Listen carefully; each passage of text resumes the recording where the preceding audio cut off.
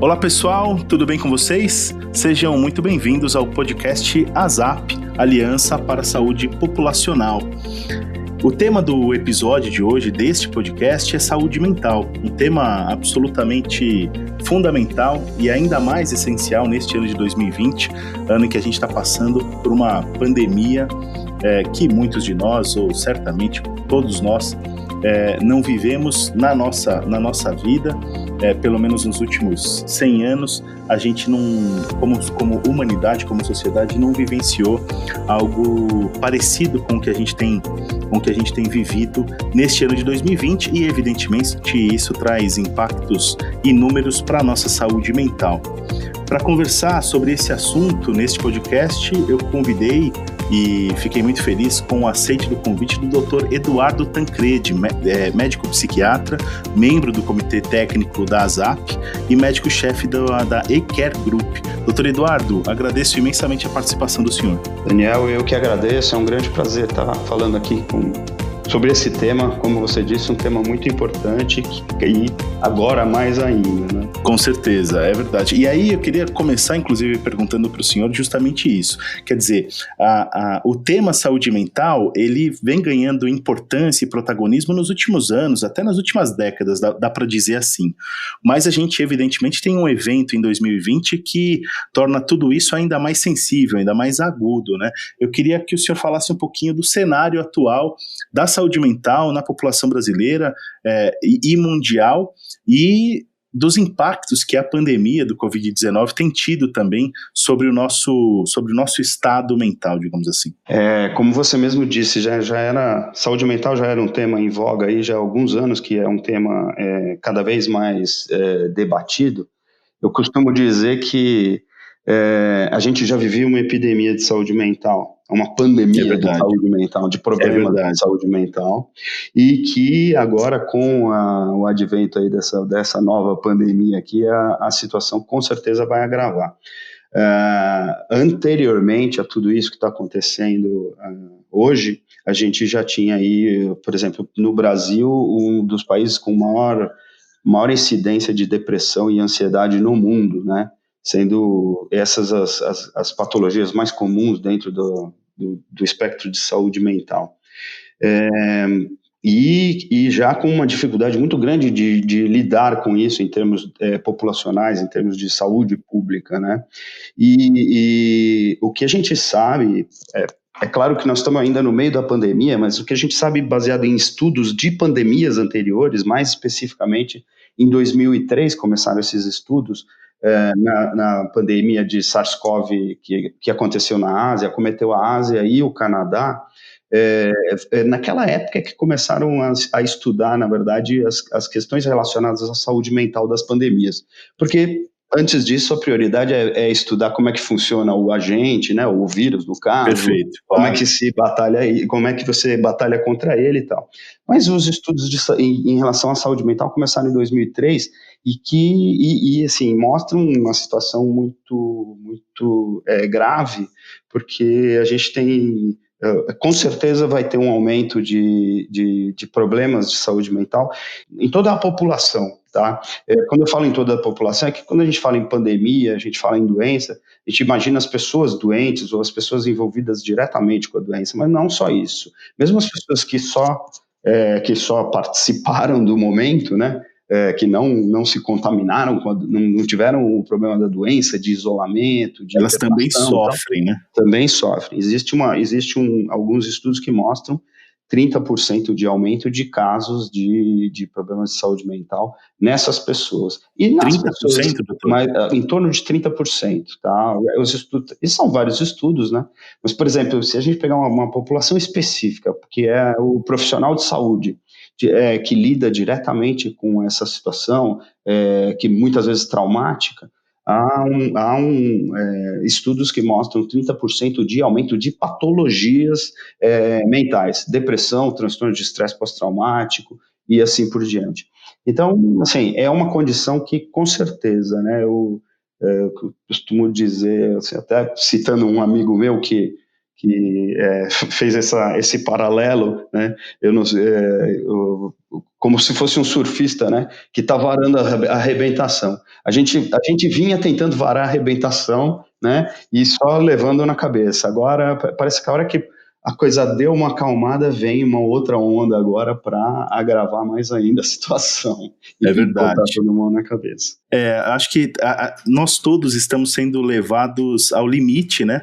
Os profissionais de saúde ainda mais, né? Submetidos ao estresse extremo dia após dia. Então é natural, infelizmente, é natural que esse cenário se agrave nesse momento. Mas eu ainda queria perguntar uma coisa com relação aos tabus que as doenças mentais representam para boa parte da população. Eu acho que ainda tem muita gente que tem receio de dizer que não está se sentindo bem, que está se sentindo deprimido, ou que está com um grau de ansiedade acima do normal. Tem muita gente que não diz, por exemplo, que vai ao médico psiquiatra ainda nos tempos de hoje. Ainda existe esse tabu, doutor? Perfeito, Daniel. Olha, infelizmente isso ainda existe. Eu digo para você que assim, cada vez menos, tá? Eu, por exemplo, tenho mais de 25 anos de atuação, né, na psiquiatria, e o que a gente via muito no começo, no meu consultório, era o paciente chegava no consultório, só faltava ele pedir desculpa por fazer uma consulta com o psiquiatra, né? Mas ainda hoje esse tabu existe. Existe por vários motivos. O principal é por desconhecimento. O desconhecimento é o que gera o preconceito e que gera esse tipo de situação.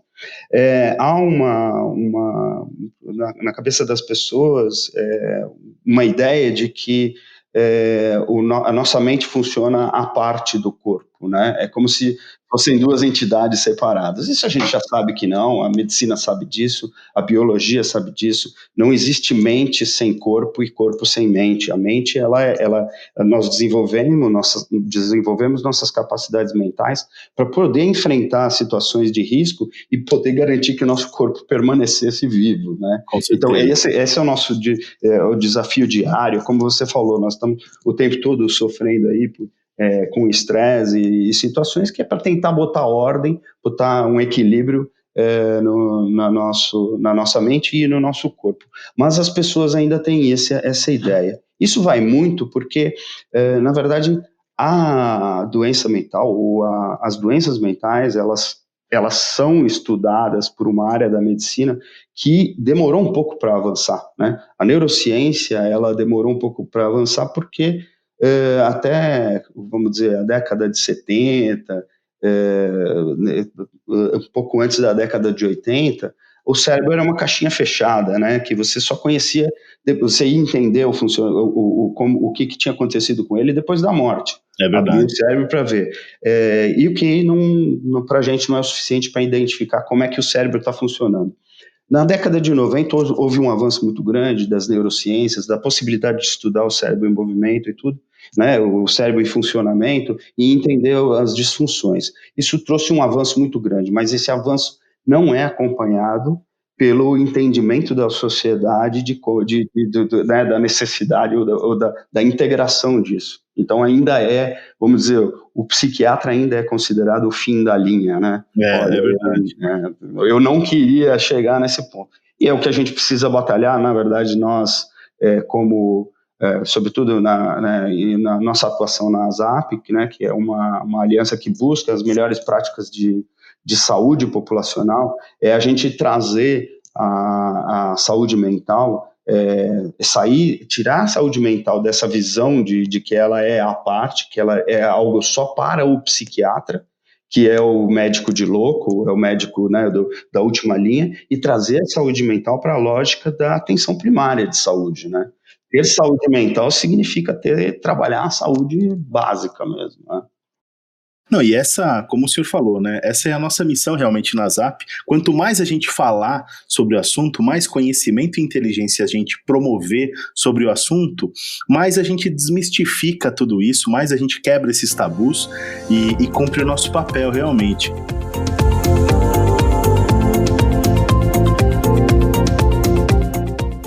Levando a nossa conversa agora para o prisma das empresas, do mundo corporativo, quais são os riscos e impactos da não atenção a esse tema da saúde mental para as companhias, doutor? Olha, Daniel, a gente, assim, primeira coisa, isso já são dados que a gente já tem. O Brasil é um dos países que sofre muito com isso. Só para você ter uma ideia, em 2017, os transtornos mentais, eles afastaram do trabalho, mais de 178 mil pessoas ficaram afastadas, e normalmente os afastamentos por doença mental são afastamentos prolongados, né, em média de 100 dias e tal. Isso é só uma ideia da situação.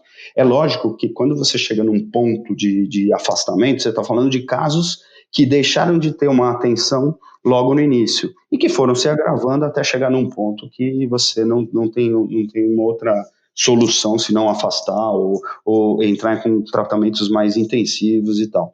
Então, quando as empresas não pensam na saúde mental, como elas pensam hoje já em relação à saúde geral, né, vamos voltar, né, para a atenção primária, quer dizer, quando você deixa de dar atenção a um problema de depressão, como você dá atenção a um problema de hipertensão arterial, diabetes ou outras doenças, você está perdendo a oportunidade de investir, de realmente investir numa gestão de saúde ótima, né, de forma adequada, e a gente acaba, o que acaba acontecendo é que nós acabamos não investindo no capital mental das pessoas, né? O capital mental das pessoas é a capacidade dele de funcionar dentro da família, de funcionar na comunidade, na sociedade, e efetivamente produzir, fazer a sua parte, né?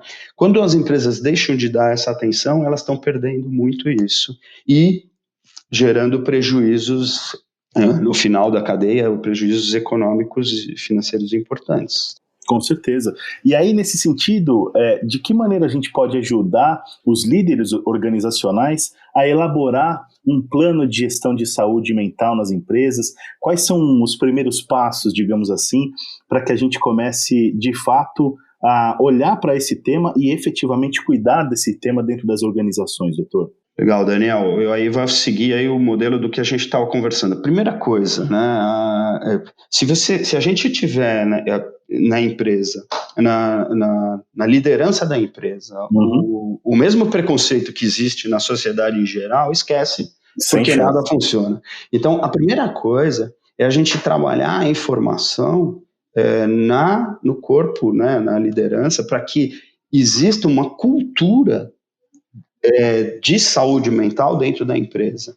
As pessoas não devem, o trabalhador, o colaborador, não deve ter receio de buscar ajuda para tratamentos ou para eventualmente para prevenção de saúde mental. Então, a primeira coisa é conscientização da liderança para que ela efetivamente possa elaborar um plano.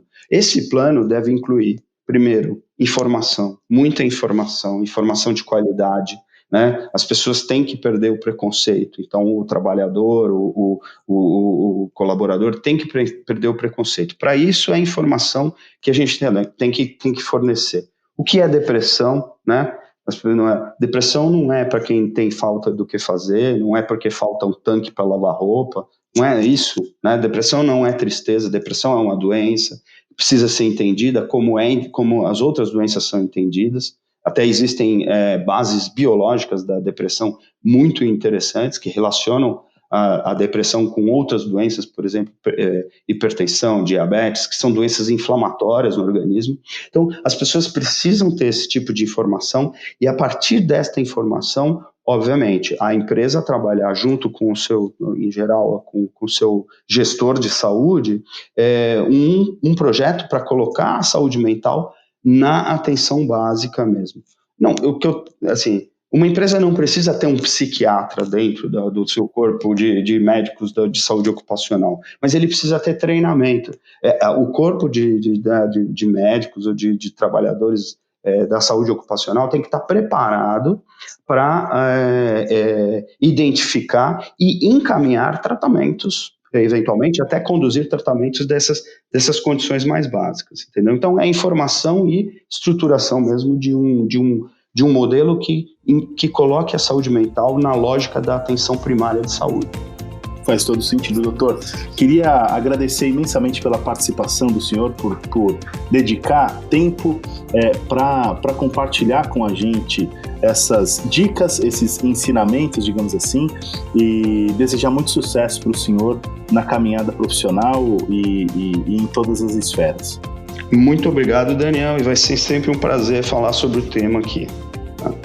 Maravilha, doutor. E a você, ouvinte, eu deixo o convite para seguir a ZAP nas redes sociais, estar sempre em contato com tudo aquilo que a gente está produzindo de conteúdo, os nossos podcasts também, e a gente se vê por aí. Um abraço e obrigado.